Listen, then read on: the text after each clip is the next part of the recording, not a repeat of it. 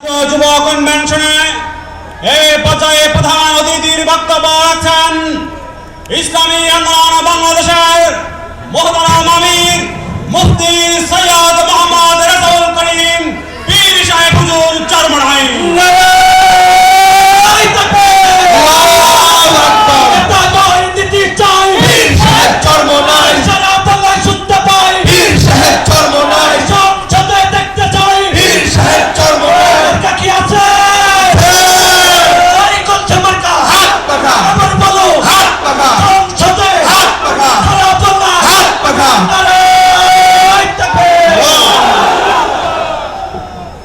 السلام عليكم ورحمة الله وبركاته.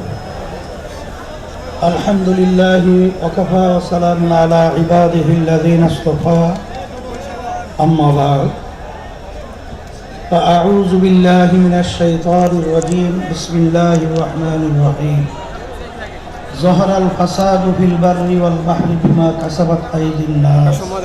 صدق الله العلي العظيم. সবাই দুরূদ শরীফ পড়ে আল্লাহুম্মা সাল্লি আলা সাইয়্যিদিনা وحبيبنا ومولانا محمد صلى الله عليه وعلى آله وأصحابه وبارك وسلم. ইসলামী আন্দোলন বাংলাদেশের সহযোগী একটা সংগঠন ইসলামী যুব আন্দোলন আজকে ঐতিহাসিক সোহরাওয়ার্দী উদ্যানে আজকের যে যুবকরা যে সম্মেলন আমাদেরকে উপহার দিয়েছে, আমি বলবো ঐতিহাসিক ময়দানে ঐতিহাসিক যুব কনভেনশন। লক্ষাধিক যুবক উপস্থিত হয়েছে, আমি যেটা অনুমান করেছি এবং যতটুকু তথ্য আমার কাছে আছে।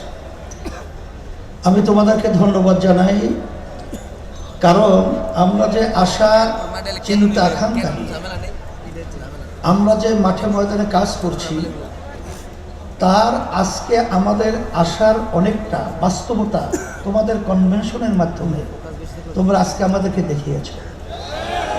শুকরিয়া আদায় করি, আল্লাহ রাব্বুল আলামিন তোমাদেরকে জাযায়ে খায়ের আল্লাহ দান করুন। কথা বেশি লম্বা না করে, যেহেতু আসরের নামাজের সময় একেবারে এসে গেছে, আমি যুব কনভেনশনের মাধ্যমে আমি তোমাদের সামনে যে আয়াত শরীফ তেলাওয়াত করেছি, আয়াতের মাধ্যমে মূলত বোঝাতে চাই, আল্লাহ রাব্বুল আলামিন বলেছেন জিহাদ করো করার মতো।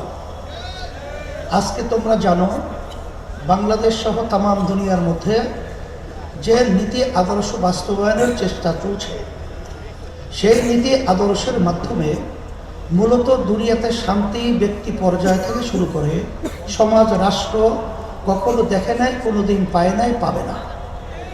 একমাত্র একটা নীতি আদর্শ, যেই নীতি আদর্শের নাম হলো ইসলাম। আজকে ইতিহাস করলে আমরা দেখব ইসলাম নীতি আদর্শের মাধ্যমে শান্তির গ্রান্টি দুনিয়াতে, আখেরাতে মুক্তি। তার বাস্তবতা আপনারা দেখেছেন।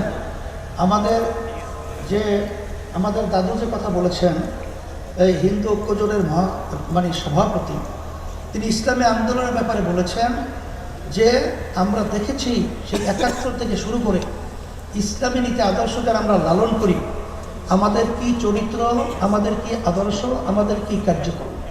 যেহেতু সে বলেছে, নতুনভাবে আমার আলোচনা করে বোঝার কোনো প্রয়োজন হয় না। এখন কথা হলো এতটুকুই যে সামনে আমাদের জাতীয় নির্বাচন আসবে। এই নির্বাচনের মধ্যে সবচেয়ে এই নীতি আদর্শ বাস্তবায়নের জন্য উল্লেখযোগ্য ভূমিকা পালন করতে হবে যুবকদের। কারণ আল্লাহ রাসূল সাল্লাল্লাহু আলাইহি ওয়াসাল্লাম যুবকদের ব্যাপারে দোয়া করেছেন যে যুবকরা ইসলামের সহযোগিতা করেছে। তার বাস্তবতাও তোমরা বাস্তবে মাঠে দেখিয়ে আমাদেরকে সেই কথা আল্লাহর হাবিবের বাস্তবায়ন দেখাবা। কি এটাকে আমরা আশা করতে পারি? আলহামদুলিল্লাহ। তাহলে কি করতে হবে? তোমরা তো জানো, তোমাদের সভাপতি তিনি বলেছেন যে আমাদের কেন্দ্র পর্যায় পর্যন্ত আমাদের শক্তি বাড়াতে হবে। তাই শক্তি বাড়াতে হলে আব্বাজান রহমাতুল্লাহি আলাইহি তার যে ঘোষণা ছিলেন ঐতিহাসিক, যে মাসে কমপক্ষে 4 জনকে তোমরা দাওয়াত দিবা ইসলামের পক্ষে নিয়ে আসার জন্য। সেখানে সেন্টার ভিত্তিক প্রত্যেকে যদি আমরা মাসে 4 জনকে আমরা সেই সেন্টার ভিত্তিক দাওয়াতের মাধ্যমে ইসলামের পক্ষে তৈরি করতে পারি। আমার মন বলছে সেদিন বেশি দেরি নয় যে বাংলাদেশের মধ্যে রাষ্ট্রীয় পর্যায়ে ইসলামী নীতি আদর্শ আল্লাহর রহমতে বাস্তবায়ন হবে। এই কাজটাকে আমরা করতে রাজি আছি, আল্লাহ আপনি কবুল করে নেন। সাথে সাথে আমি বিশেষ করে 53 বছর স্বাধীনতায় যারা দেশ পরিচালনা করেছে তাদের নতুন কিছু বলার মতো, বাংলাদেশের মানুষকে নতুনভাবে কিছু উপহার দেওয়ার মতো নতুন কোনো কথা তাদের মধ্যে নাই, আর দিতেও পারবে না। কারণ আমরা সেটা দেখে ফেলেছি। গ্রামের একটা কথা আছে যে ওই গোদা পা দিয়ে যে লাথি মারবার শক্তি থাকে না, এটা আমাদের জানা হয়ে গেছে। তা আপনারা দেশ 53 বছর পরিচালনা করেছেন, আমাদেরকে আপনারা কি দিয়েছেন?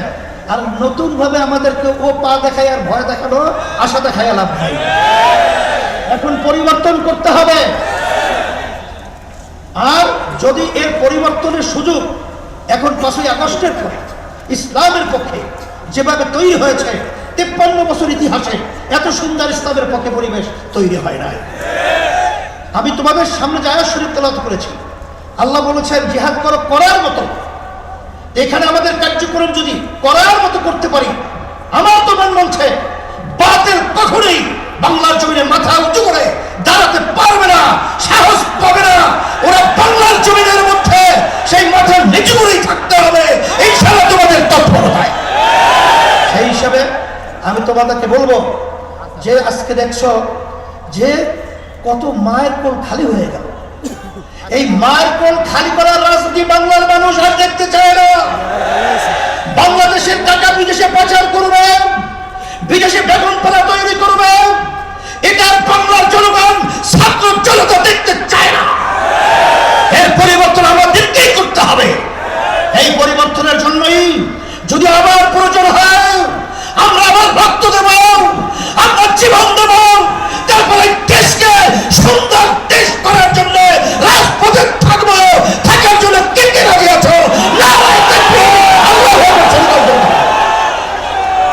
সাথে সাথে আমি বিশেষ করে অন্তর্বর্তীকালীন সরকারকে বলবো, আমাদের যুগ্ম মহাসচিব জাতীয় আতাউর রহমান সহ বিভিন্ন দায়িত্বশীলরা বলেছেন যে আপনারা কোনো জনগণের ভোটে নির্বাচিত সরকার নয়, আপনারা হলো গণ অভ্যুত্থান, ছাত্র জনতা হাজারো হাজারো মায়ের কোল খালি করার বিনিময় আপনারা ক্ষমতায় এসেছেন। কিন্তু আপনাদের কার্যক্রমগুলো আমরা অনেকাংশে প্রশ্নবিদ্ধ। এটা আমাদের দুঃখ হয়। আপনাদের দুর্বলতা কোথায়? কে কি বলবে তা জানি না। যারা নাকি নির্বাচনের জন্য অস্থির হয়ে গেছে, পিআর নির্বাচন পছন্দ করছেন না, আমি বলবো এখন বাংলাদেশের মানুষ সজাগ হয়ে গেছে। আপনারা জরিপ করে দেখেন, আপনারা তো মনে করেন আপনারা অনেক তালগাছ হয়েছেন। আসলে আপনাদের পায়ের নিচে মাটি নেই, মাটি কিন্তু সরে গেছে। এখন এই বাংলাদেশের মধ্যে আর এই চাঁদাবাজদেরকে, এই যারা জায়গা দখলকারীদেরকে, খুনিদেরকে, গুলিদেরকে বাংলাদেশের মানুষ দেখতে চায় না। পরিবর্তন করতে হবে, সুন্দর পরিবেশ তৈরির জন্য আমাদেরকে কাজ করতে হবে। এই জন্য আমি বিশেষ করে বলবো, যারা নাকি হাজার হাজার মায়ের কোল খালি করেছে তাদেরকে আবার নির্বাচনের জন্য আহ্বান করছেন। আপনারা কি ইঙ্গিত দিচ্ছেন? এখনো মায়ের কান্না বন্ধ হয় নাই, এখনো মুখের পানি পানি সেই শব্দ আমাদের কান থেকে এখনো সরে নাই। আবু সাইদের হাত প্রসারিত গুলিবিদ্ধ বুক নিয়ে মাটিতে লুটিয়ে পড়েছে, এখন আমাদের নজর থেকে এখনো সেই স্মৃতি চলে নাই।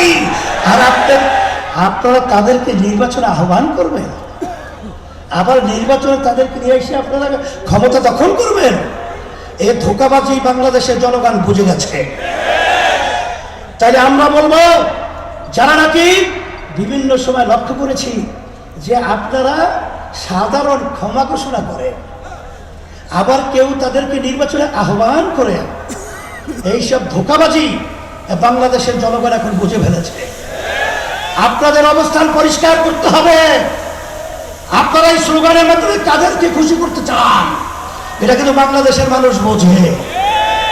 আর এই পাশে আমাদের যে রাষ্ট্র রয়েছে, নিয়ম ছিল বন্ধুত্ব সুলভ আচরণ আমাদের সাথে করবে, কিন্তু তাদের আচরণে আমরা বন্ধুত্ব পাই নাই। তাদের দোষদেরকে খুশি করবেন এবং তাদেরকে নিয়ে আপনারা ক্ষমতায় যাবেন না, এটা কখনই হবে না, আর হতে দেওয়া যাবে না। আর পিআর সিস্টেমের মাধ্যমেই বাংলাদেশে জাতীয় সরকার গঠন হবে। আপনারা কেন চাচ্ছেন না? আপনাদের ভয় কোথায়? আবার আপনারা এই নির্বাচন পদ্ধতির মাধ্যমে এককভাবে ক্ষমতায় গিয়ে আবার আপনারা বিভিন্ন ধরনের আমাদের উপরে সেই স্টিম রুলার জুলুমের এটা চাপিয়ে দেবেন, এটা হবে না। এই জন্য পিআর সিস্টেমে যদি নির্বাচন না হয়, ইসলামী আন্দোলন বাংলাদেশ যুব আন্দোলন ফাউন্ডেশন থেকে আমরা ঘোষণা করছি, আমরা পিআর সিস্টেমে ওই নিম্নকক্ষ বলেন উচ্চ কক্ষ বলেন সব ক্ষেত্রেই পিআর সিস্টেমে নির্বাচন হতে হবে। প্রত্যেকটা ভোটারের তাদের ভোটের অধিকার বাস্তবায়িত হবে, বাংলাদেশে জাতীয় সরকার হবে।